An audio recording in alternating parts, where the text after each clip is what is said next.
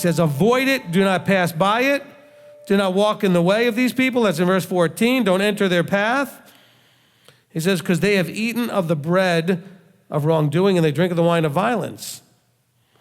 So again, you could read through this. I certainly have done this in the past and think, oh, it's talking about those out in the world. It's talking about those that are violent people who are literally go out to doing things that we would think of, in the Peshat version of violence.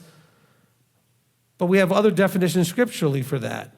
These are people that are actively and probably not purposefully, in other words, they're not aware of what they're doing, taking the word and doing violence to the word, to the teachings, and then they're trying to get others involved, causing them to fall.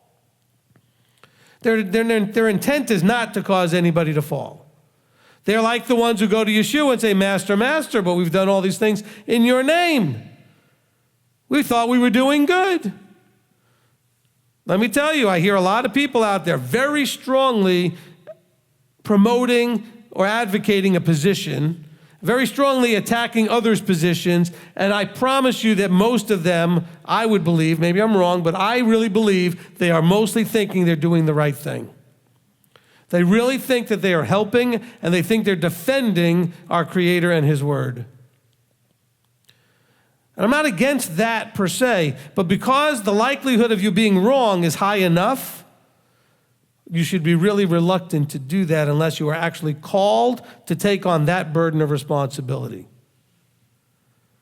Because it's really easy to be out there in the cheap seat, so to speak, and then put out what you want to put out. It's different when you actually take on the role and burden, knowing if people do what I say, I will be judged for that.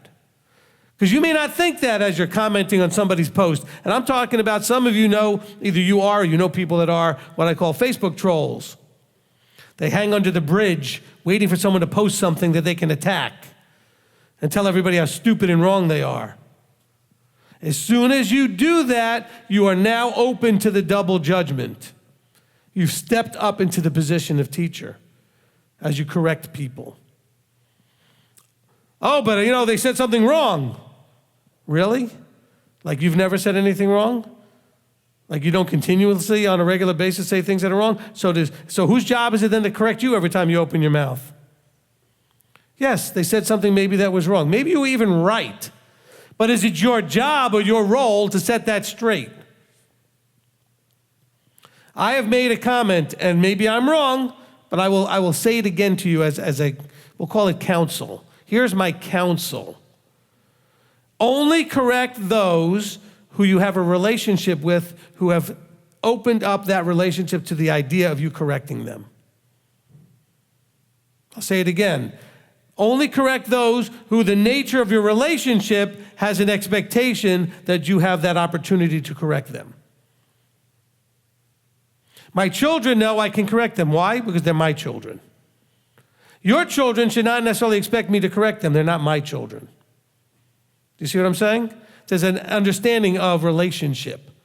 Even to the point where I've had to tell both sets of grandparents at one point or another, they're not your children, they're mine. You don't get to correct them when I'm standing right here. I had to do that for my parents and her parents.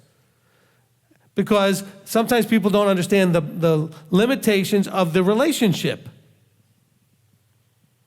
Now, bear in mind, I expect somebody to correct my children if they have that relationship if I'm not there. But I'm standing right there. You need to allow me to do it.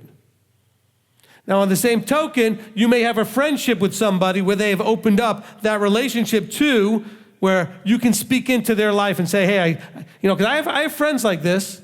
I have other ministry people that I'm friends with who we have agreed equally to each other, hey, if you ever see anything I'm doing, or if I see something you're doing, we have agreed that either one of us is encouraged to grab a hold and say, excuse me, what in the world are you doing? Okay? But that is an agreed, you know what that is? That's a covenant.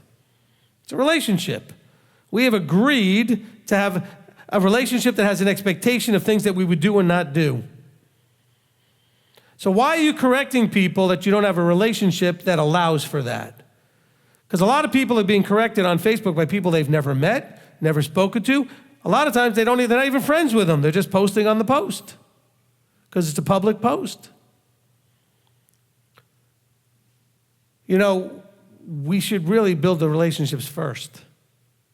And don't worry, if they're wrong, Abba will bring someone with a relationship with those people into their lives to show them what they need to see.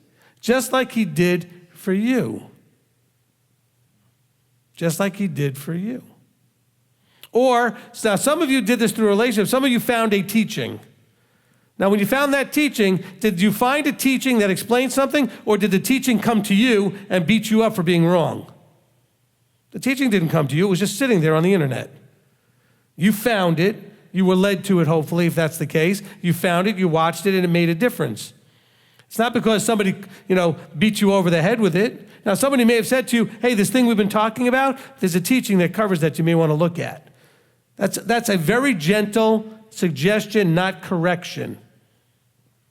Then you're allowing the teaching to be interpreted, received, and discerned by the person themselves as they watch it or they listen to it. So let's be careful that this is very strong wording in here about how we react and how we deal with other people.